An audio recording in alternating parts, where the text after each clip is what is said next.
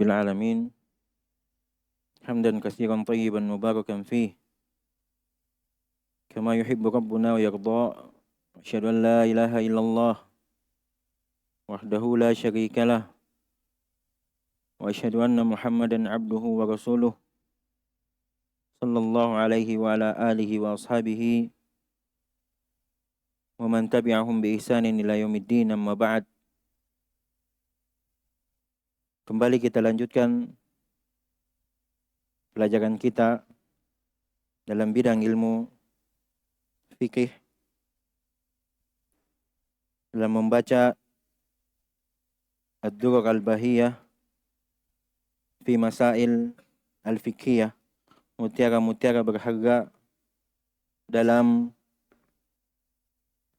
masalah-masalah fikih yang ditulis oleh Syekh Muhammad ibn Ali bin Muhammad yang kita kenal dengan sebutan Imam Asy-Syaukani. Sebelumnya telah kita ambil muqaddimah dari penulis rahimahullah dan juga telah sedikit masuk dalam kitab At-Thaharah. Telah kita ambil bab pertama, yaitu jenis-jenis air atau pembagian air.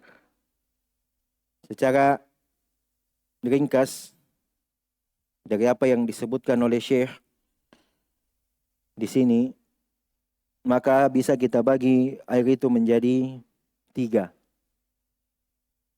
Yang pertama, suci dan mensucikan, dan ini adalah asalnya. Asal dari air itu adalah suci dan mensucikan. Yang kedua adalah air yang suci tapi tidak mensucikan. Dan yang ketiga adalah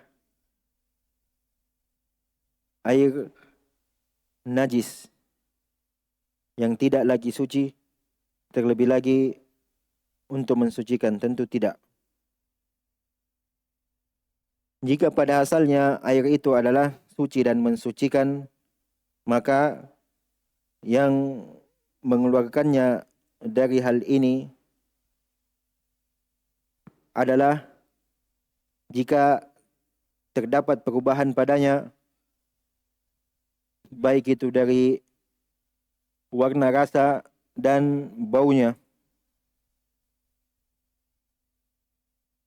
Jika yang mengubah ini dari zat najis, maka dia menjadi air yang najis. Dan jika yang merubah ini dari zat yang tidak najis atau suci, maka ia tetap suci tapi tidak bisa mensucikan.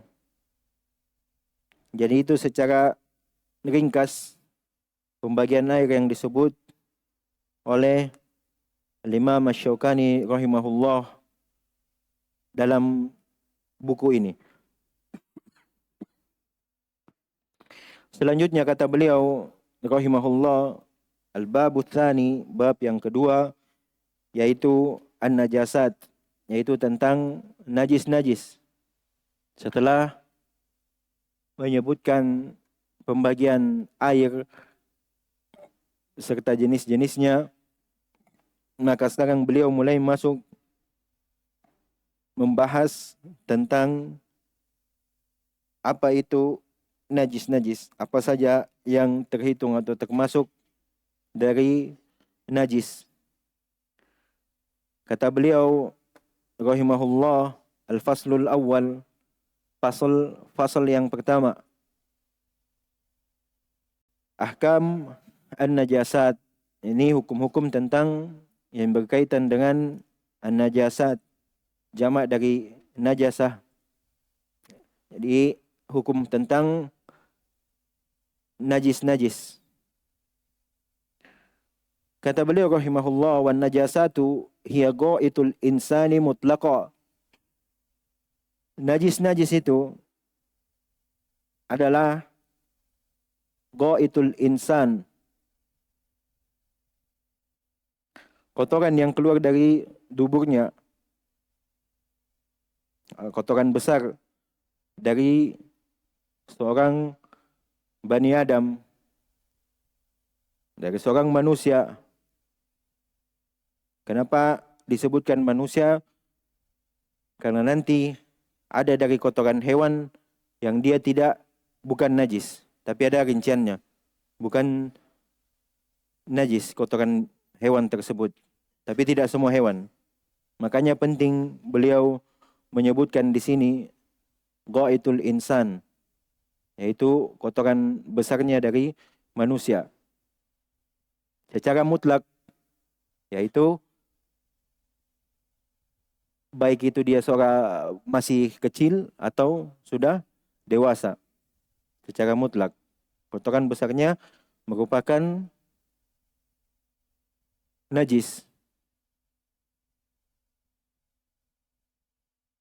Wa bauluhu, ini yang kedua. Tadi yang pertama, najis yang pertama. Yang kedua adalah bauluhu, kencingnya atau kotoran yang keluar dari kubulnya. Juga terhitung atau dianggap sebagai najis.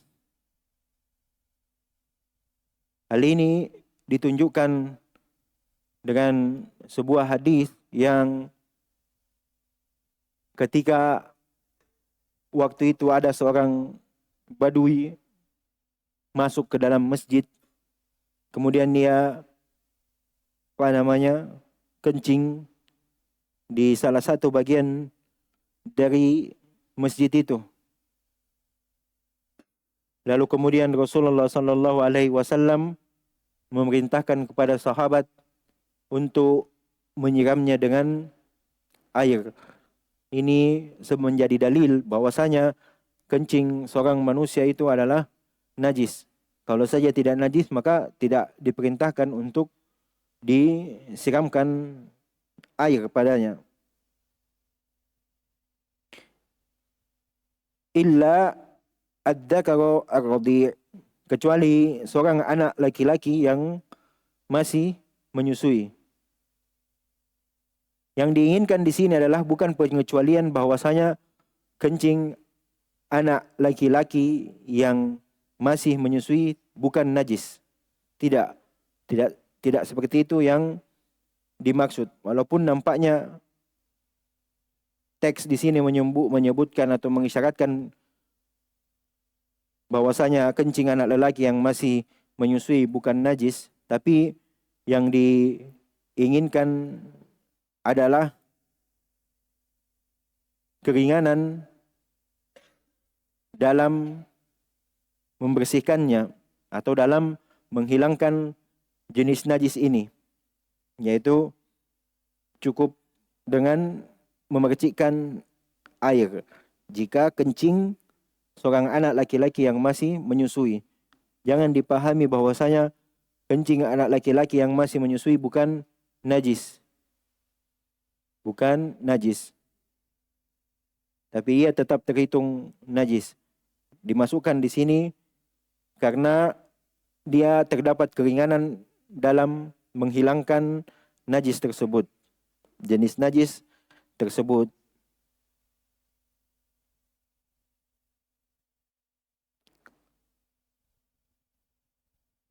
Kemudian selanjutnya kata beliau, berarti sudah dua.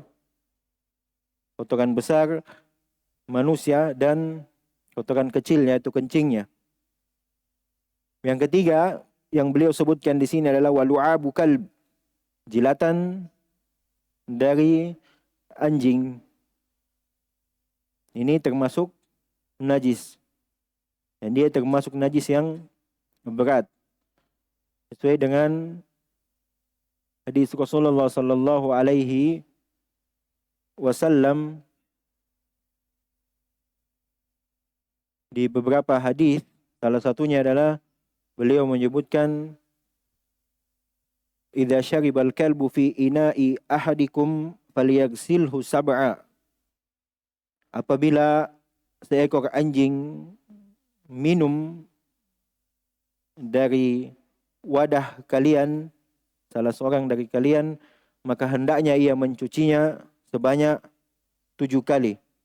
Kata sebanyak 7 kali ini menunjukkan bahwasanya ini adalah termasuk dari najis yang berat. Karena membersihkannya butuh bilangan tertentu.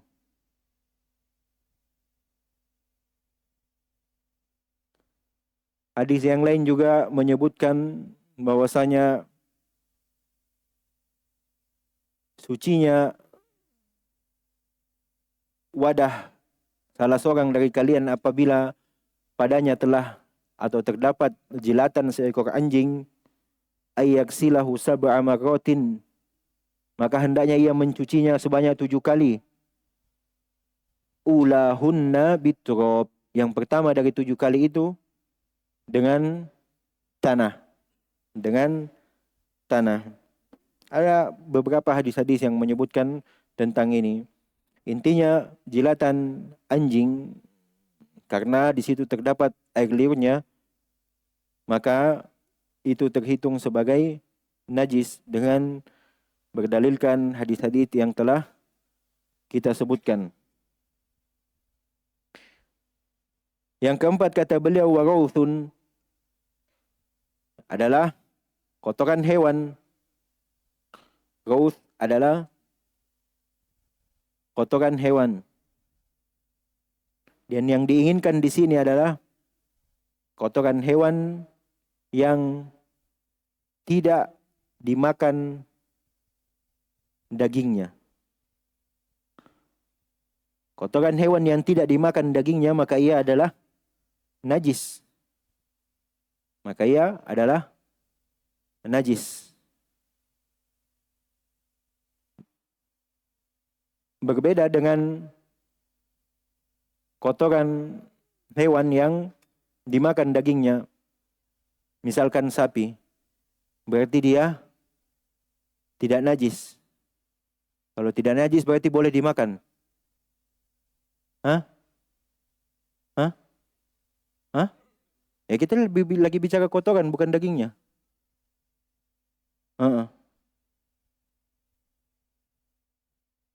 Berarti bisa dimakan. Kenapa? Kan tidak najis. Makanya disebutkan kan halalan thayyibah. Halal enggak? Thayyib enggak? Sudah selesai berarti masalah. Iya kan? Ya, kalau ada muncul pertanyaan, bisa enggak makan dah kotoran hewan yang dimakan dagingnya? Atau pertanyaannya halal enggak? Halal. Thayyib enggak? Makanya diikat dengan halalan thayyibah. Ini menjadi salah satu pembahasan oleh para ulama. Jadi intinya rawth, kotoran hewan yang tidak dimakan dagingnya, seperti kucing, apalagi fa'ar, tikus, itu najis. Itu najis. Yang keempat. Kemudian yang kelima adalah damu haid, darah haid.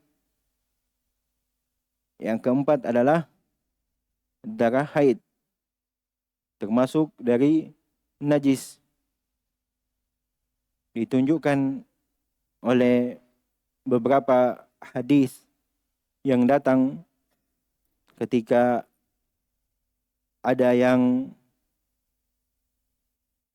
bertanya kepada Rasulullah sallallahu alaihi wasallam yang mendapatkan bahwasanya salah seorang di antara istri beliau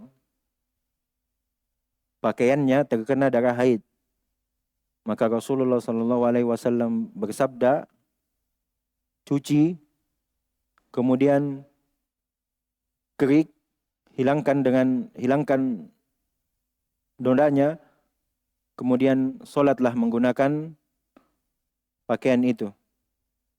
Ini bukti bahwasanya darah haid adalah najis. Kalau tidak, maka tidak sampai diperintah untuk mencuci, mengkerik, menghilangkannya, kemudian sholat menggunakannya. Kalau tidak najis, maka tidak diperintah. Seperti itu. Yang keberapa itu? Yang kelima. Yang keenam, kata beliau, walahmu khinzir. Yang keenam adalah daging babi. Dan ini sangat jelas dalam firman Allah Subhanahu wa taala di surah Al-An'am ayat 145 disebutkan aulah khinzirin atau daging babi fa innahu rijs, maka sesungguhnya dia adalah rijs, najis, sesuatu yang kotor. Disebutkan langsung oleh Allah Subhanahu wa taala bahwasanya dia adalah rijs, najis. Ini 6 yang disebutkan oleh beliau. Kemudian kata beliau rahimahullah, wa fi ma ada dzalika khilaf, dan apa yang selain dari sudah disebutkan tadi terdapat khilaf, terdapat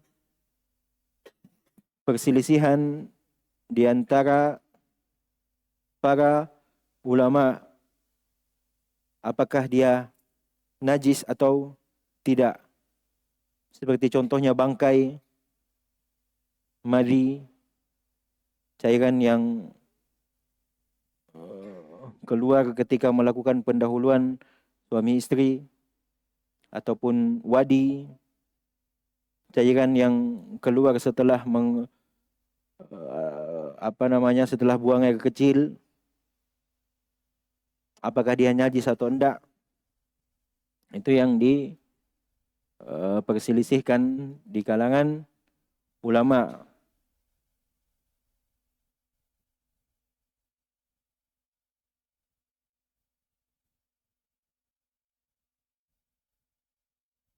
Kemudian selanjutnya kata beliau adalah wal aslu at-taharah. Asal dari segala sesuatu itu adalah suci. Asalnya adalah suci, tidak najis. Fala yanqulu anha illa naqilun sahihun. Maka tidak berpindah atau tidak berubah kesucian itu kecuali ada dalil yang sahih, yang tidak bertentangan, atau ada ma yusawihi au yuqaddam alaih, atau apa yang serupa dengannya atau dia lebih lagi daripada itu. Ini adalah kaidah yang penting, bahwasanya asal dari segala sesuatu itu adalah suci. Asal dari segala sesuatu itu adalah suci, kecuali jika datang dalil-dalil yang sahih yang menyebutkan akan kenajisannya. Jadi bisa juga kita simpulkan, bisa kita katakan bahwasanya sesuatu tidak dihukumi akan kenajisannya kecuali dengan adanya dalil yang sahih dan jelas dalam menyebutkan akan najisnya.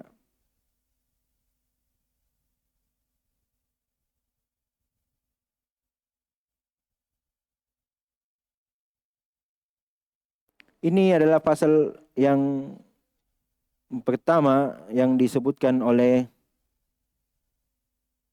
Imam Asy-Syaukani rahimahullahu taala dalam pembahasan atau bab najis-najis.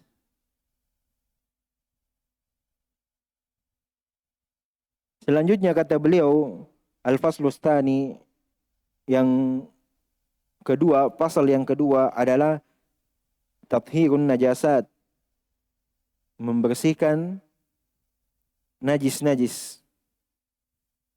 Membersihkan najis-najis. Kata beliau rahimahullah, wa yathuru ma yatanajjasu bi ghuslihi hatta la yabqa laha ainun wala launun wala rihun wala ta'mun. Dan apa yang terkena najis, cara menyucikannya adalah dengan mencucinya hingga tidak lagi tersisa padanya ainun, zat najis itu, atau warna dari zat najis itu, atau bau dari najis itu, atau rasa. Aduh, siapa juga yang mau rasa ini? Tapi mungkin saja ada yang mau meneliti. Kata beliau,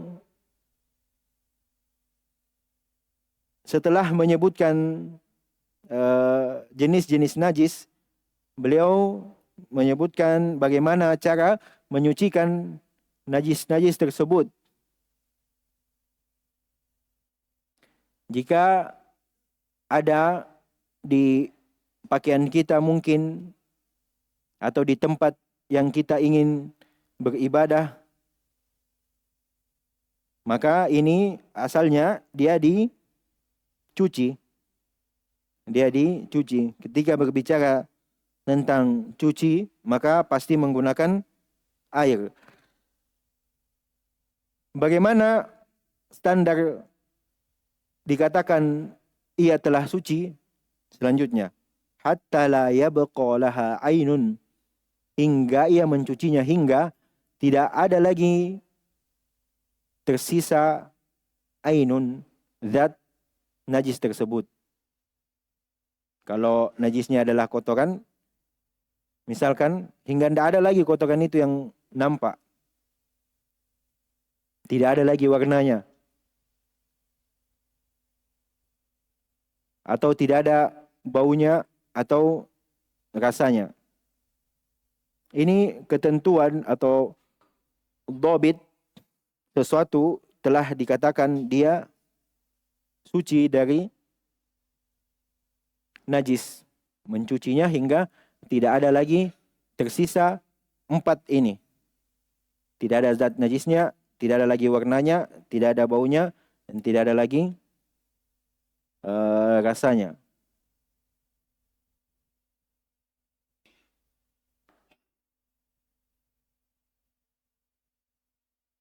Kecuali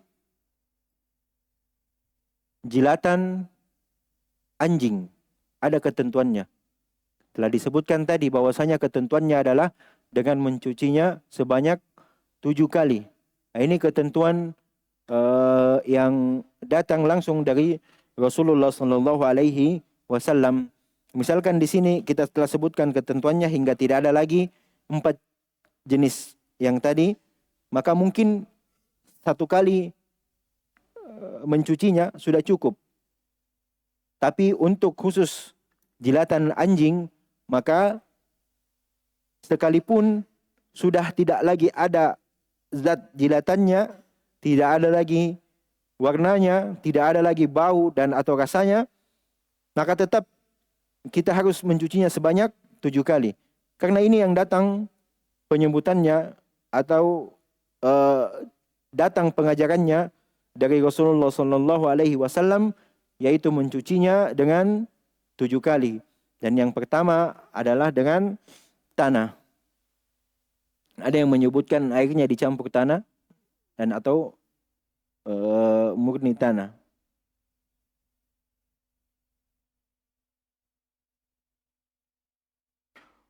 Selanjutnya kata beliau, wan na'lu bil masah.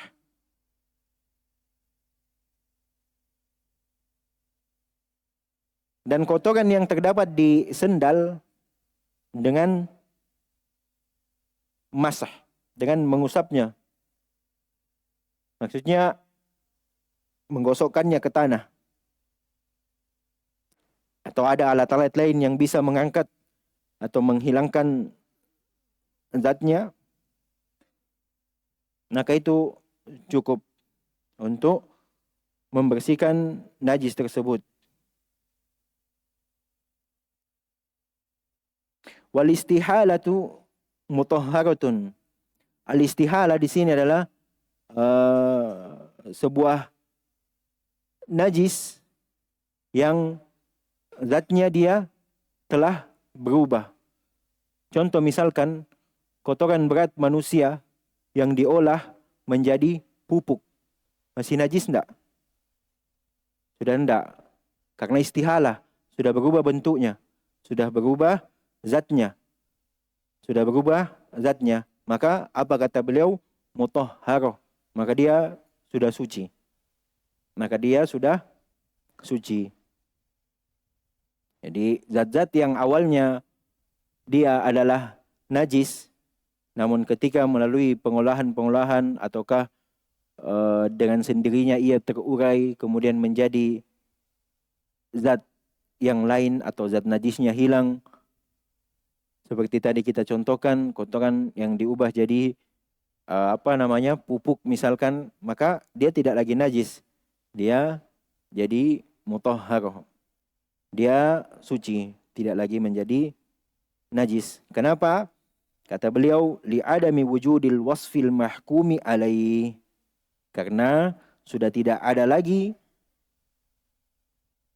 sifat yang dia dihukumi sebagai najis. Tidak ada lagi sifat yang dia dihukumi sebagai najis. Karena sudah berubah bentuknya, berubah sifat-sifat yang sebelumnya ada padanya, lalu ia dihukumi sebagai najis. Karena telah berubah, maka tidak lagi dihukumi sebagai najis. Selanjutnya kata beliau, wa ma la yumkinu ghusluhu, dan apa yang tidak mungkin untuk dicuci. Apa contohnya ini? Najis yang tidak mungkin untuk dicuci. Seperti misalkan siapa tadi yang kita sebutkan hadisnya? Seorang Arab Badui yang datang kencing di masjid. Waktu itu lantainya masih tanah. Lantainya masih tanah. Tidak mungkin untuk dicuci atau diambil tanahnya kemudian dibuang. Itu menyusahkan, merepotkan. Maka hal yang begini, najis yang tidak mungkin untuk dicuci, apa kata beliau? Fabis-sabbi alaih. Maka cukup dengan menuangkan atau menyiramkan air padanya. Atau menyiramkan air padanya sebagaimana dilakukan oleh sahabat pada waktu itu. Sesuai dengan perintah Rasulullah SAW untuk menyiram kencing dari Badui ini yang kencing di masjid.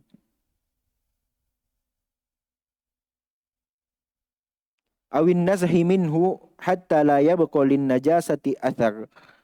Ya, ini juga cara apabila ada najis yang tidak bisa dihilangkan dengan cara dicuci. Katanya awin nazh itu bisa misalkan dilap atau dan sejenisnya, dan ketentuannya hatta la yabqa, hingga tidak ada lagi lin najasati athar, hingga tidak ada lagi bekas-bekas najis. Ya mungkin bisa dilap pakai misalkan pakai tisu basah atau apa yang lain sebagainya, hingga tidak ada lagi nampak bekas-bekas najis pada tempat tersebut atau pada pakaian tersebut. Kalau pakaian bisa dicuci, dia tidak masuk. Kembali lagi, kecuali jilatan anjing. Ini dikhususkan karena memang datang nas sendiri yang menyebutkan tentang jilatan anjing ini, bahwasanya dia harus dicuci dengan 7 kali dan yang 1 kali dengan tanah. Maka selain daripada itu tidak cukup untuk menghilangkan zat najisnya. Kemudian selanjutnya kata beliau, wal ma'u huwal aslu fit tathhir. Dan air itu adalah asal pokok yang digunakan dalam menyucikan sesuatu. Wala yakumu ghairuhu maqamah. Dan tidak ada yang bisa menggantikan atau menduduki kedudukan air ini karena dia adalah asal, illa biidni minasyari', kecuali telah diizinkan oleh syariat. Maksudnya kecuali telah datang nas-nas atau dalil-dalil yang menyebutkan akan bolehnya mengganti air. Seperti contoh tayammum yang akan datang pembahasannya insyaallah.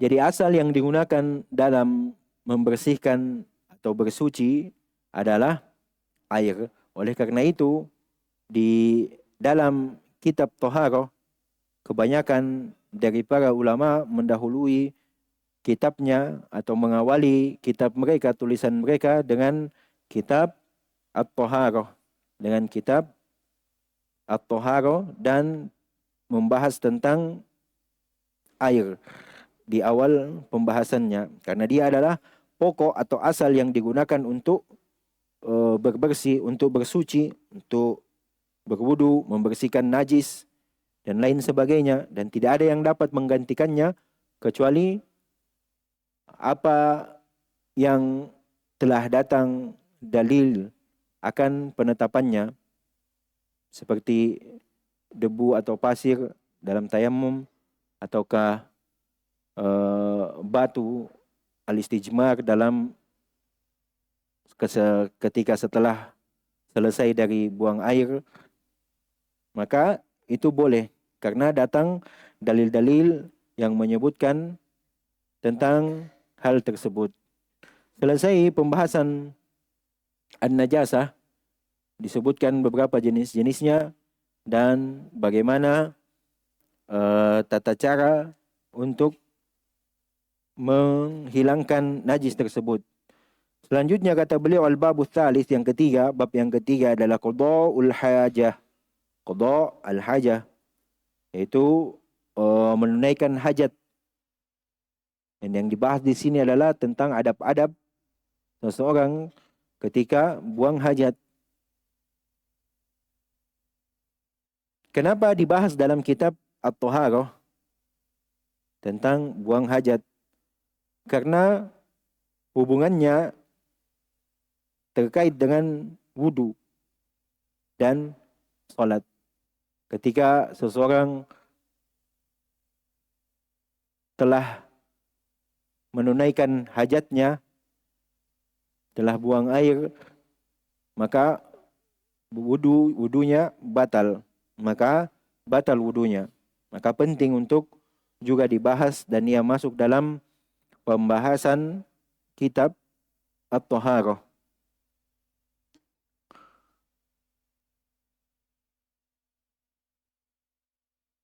Kata beliau rahimahullah, alal mutakhalli, wajib bagi al-mutakhalli, seseorang yang mutakhalli, pergi menyendiri, maksudnya orang yang ingin buang hajat, tidak mungkin rame-rame ya. Makanya beliau mengisyaratkan atau menyebutkan al-mutakhalli, yaitu orang yang ingin buang hajat dahulu di tanah lapang. Apa yang pertama, adab yang pertama, al-istitar hatta yadnu minal ardi, yaitu ia wajib al-istitar, menutup auratnya. Menutup auratnya ini wajib karena dia berada di tanah lapang. Hatta yadnu minal ard, dia wajib hingga ia sudah mendekat ke tanah. Jadi ketika ia mulai jongkok, misalkan ketika sudah mendekat ke tanah, baru dia buka. Jangan pada saat berdiri dia sudah buka memang pelan-pelan. Ada adabnya. Ada adabnya yang telah disebutkan oleh para ulama. Maka disebutkan di sini oleh Syekh bahwasanya ia wajib menutup auratnya hingga ia mendekat ke tanah. Itu adab yang pertama. Adab yang kedua adalah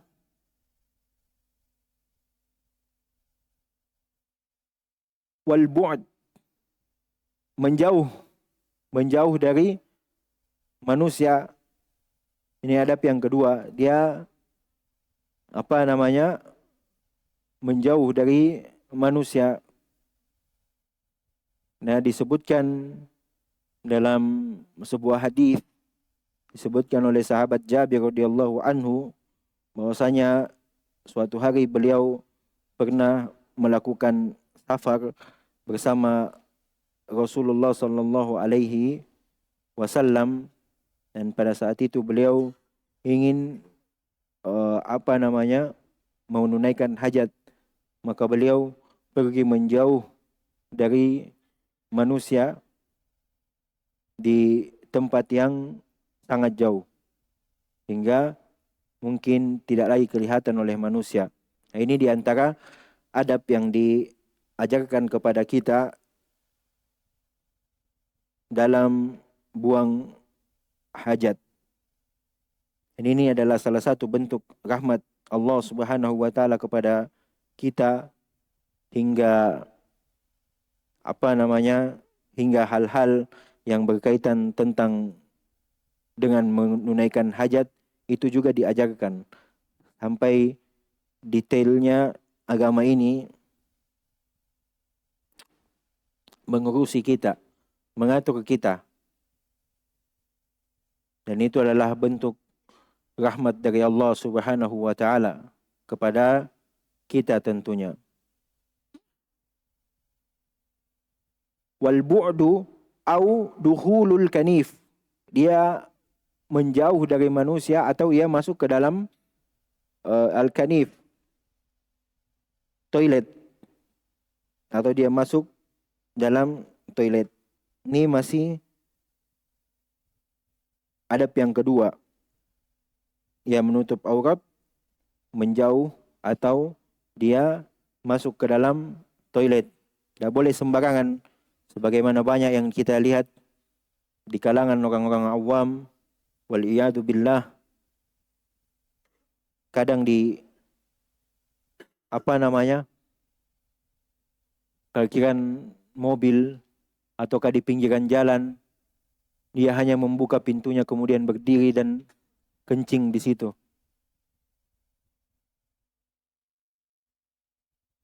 Sangat jauh dari keindahan Islam. Sangat tidak enak untuk dipandang. Kemudian adab yang ketiga kata beliau wa tarkul kalam, yaitu dia tidak berbicara ketika sedang menunaikan hajatnya, ketika sedang buang air. Terlebih lagi tidak berzikir kepada Allah, dan hal tersebut dibenci karena ada sebuah hadis yang disebutkan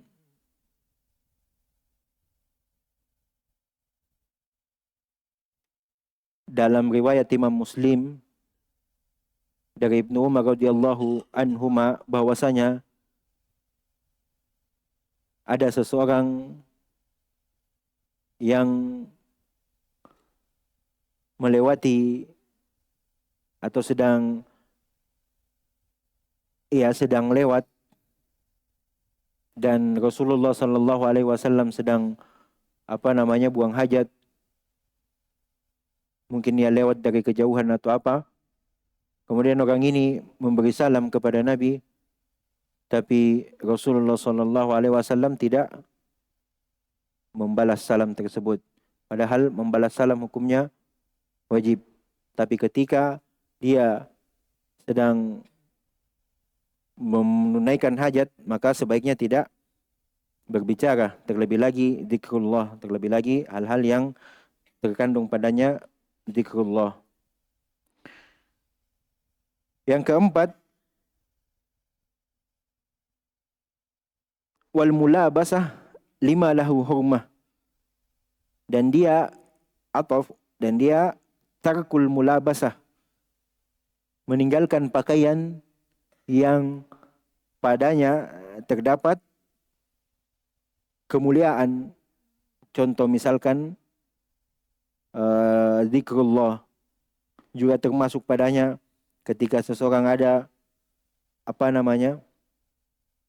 Al-Quran mungkin yang kecil, mushaf kecil, kemudian ia hendak masuk ke dalam toilet menunaikan hajatnya, maka hendaknya ia tidak membawanya masuk ke dalam toilet, kecuali ada pembahasan jika ia yakin kalau dia simpan di luar akan hilang, maka boleh ia bawa. Tentu ini karena darurat.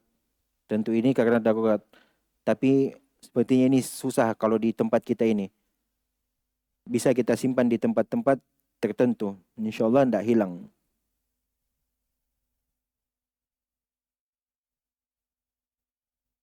Dan selanjutnya, adab selanjutnya adalah at-tajannub al-amkinah.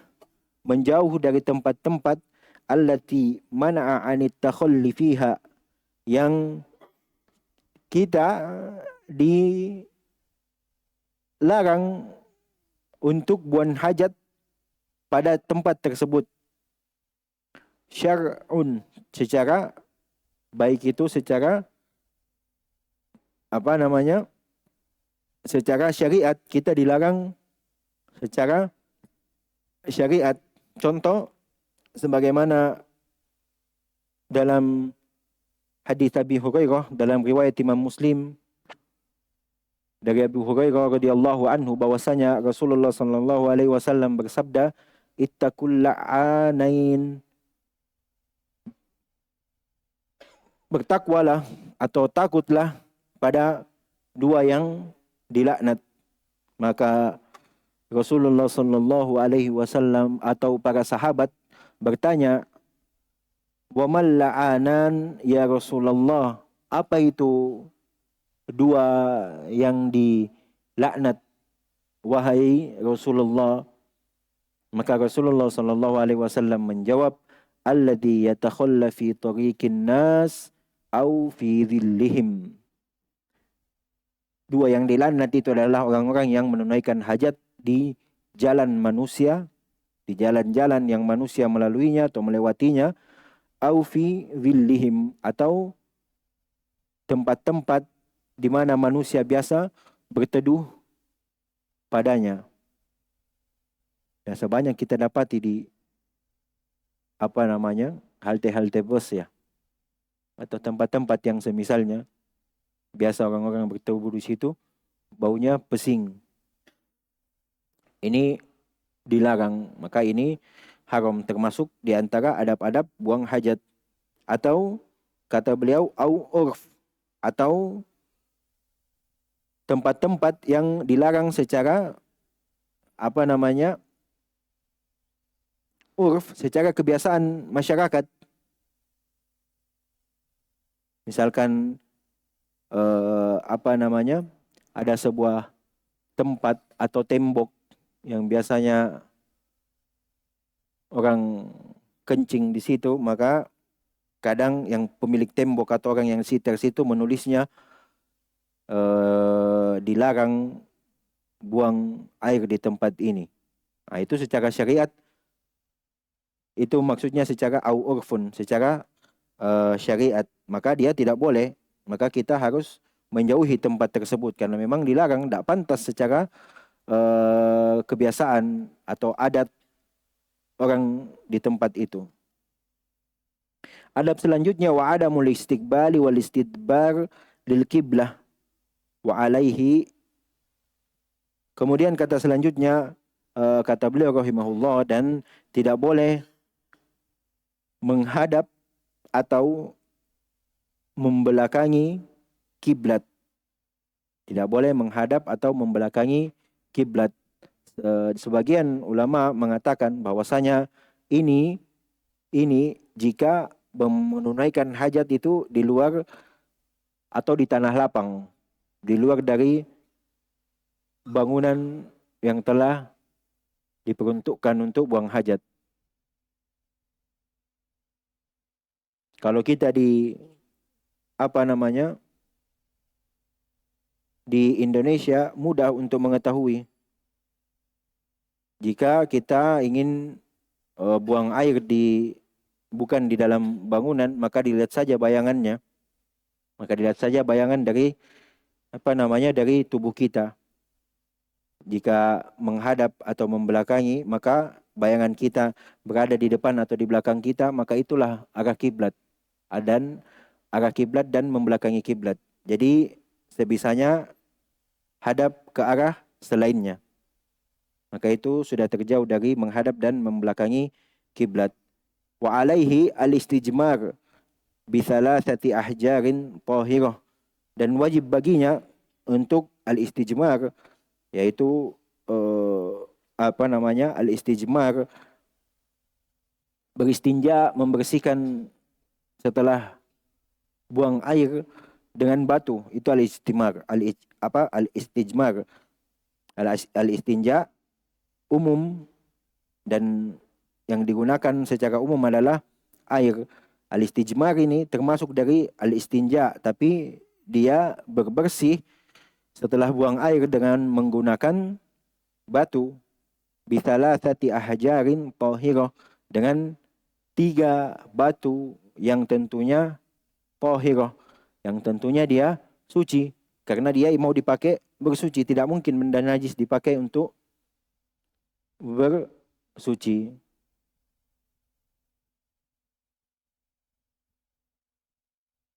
Selanjutnya kata beliau, au ma yakumu maqamaha, atau apa yang menduduki kedudukannya, atau maksudnya apa yang bisa sama dengan batu.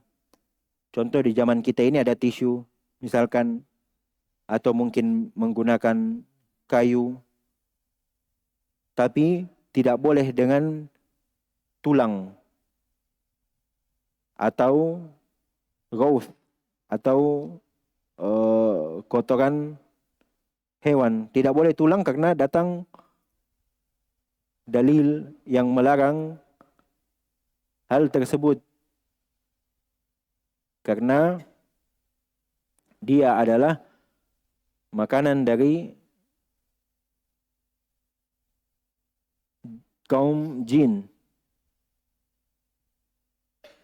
Adapun gauth, karena dia adalah najis.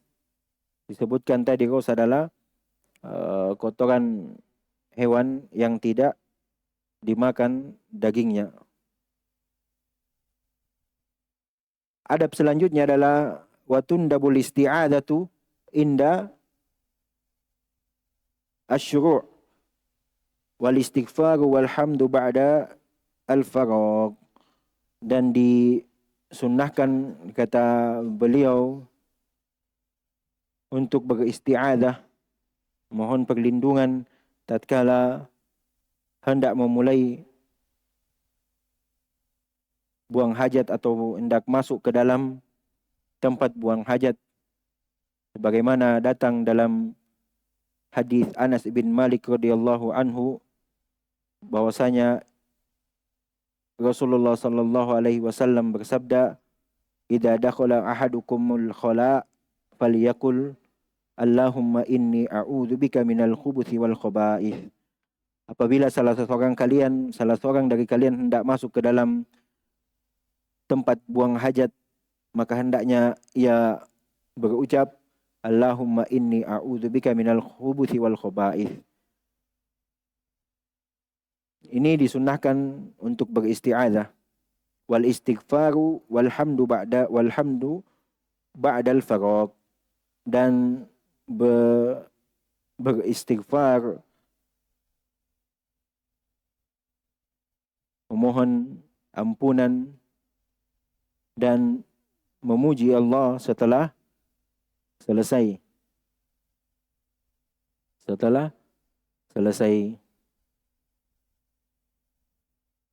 Sebagaimana datang hadis dari Ummul Mukminin Aisyah radhiyallahu taala anha yang diriwayatkan oleh Imam Bukhari dan selainnya, bahwasanya Rasulullah sallallahu alaihi wasallam apabila ia keluar dari tempat buang hajat, beliau berkata, "Ghufranak, ampunanmu ya Allah." Dia memohon ampun kepada Allah Subhanahu wa taala. Sampai sini selesai apa yang disebutkan oleh Imam Asy-Syaukani tentang bab menunaikan hajat atau adab-adab dalam menunaikan hajat. Yang pertama, tetap menutup aurat. Kedua, menjauh dari manusia atau ia masuk ke dalam tempat yang memang disediakan untuk buang hajat. Yang ketiga, tidak berbicara ketika buang hajat. Dan juga ia tidak menggunakan hal-hal yang padanya ada pemuliaan.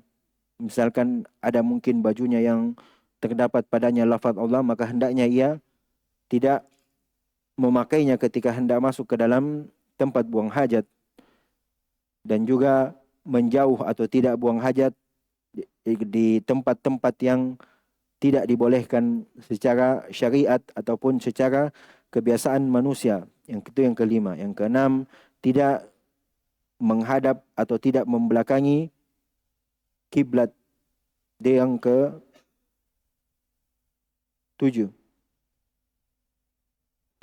Selanjutnya dia beristinja, berbersih, apa kita bilang, cebok ya.